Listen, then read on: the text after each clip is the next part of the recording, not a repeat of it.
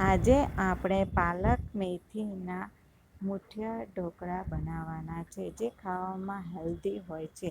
તો મુઠિયા ઢોકળા બનાવવા માટે સૌપ્રથમ પાલક અને મેથીને ધોઈને ઝીણા ઝીણા કટ કરી લઈશું. પાલક અને મેથી એક સરખા માપની લેવાની છે. એમાં આદું, મરચાં, લસણની પેસ્ટ એડ કરીશું, જીરું, તલ, સ્વાદ અનુસાર મીઠું, હિંગ, લાલ મરચું, ધાણા જીરું, ગરમ મસાલો, હળદર, 2 ચમચી ખાંડ બરાબર નાખીને ભાજીમાં મિક્સ કરી દઈશું.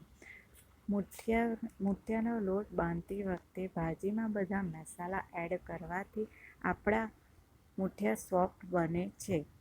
મસાલા એડ કર્યા પછી જ આપણે લોટ એડ કરીશું. તો હવે આપણે લોટ એડ કરીશું. એના માટે 1 વાટકી ઘઉંનો ઝીણો લોટ, 1 વાટકી ઘઉંનો કકરો લોટ, 1 વાટકી જુવારનો લોટ અને 3 ચમચી ચણાનો લોટ એડ કરીને બરાબર મિક્સ કરી દઈશું.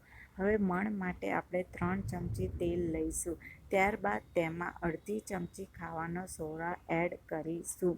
હવે આપણે મુઠિયાનો લોટ બહુ કઠણ કે બહુ સોફ્ટ બાંધવાનો નથી, મીડિયમ ટુ થીક બાંધવાનો છે મુઠિયાનો લોટ. હવે મુઠિયાનો લોટ આપણો બંધાઈ ગયો છે, તે માટે એના નાના નાના મુઠિયા વાળી લઈશું. મુઠિયાને આપણે વરાળે બાફીશું.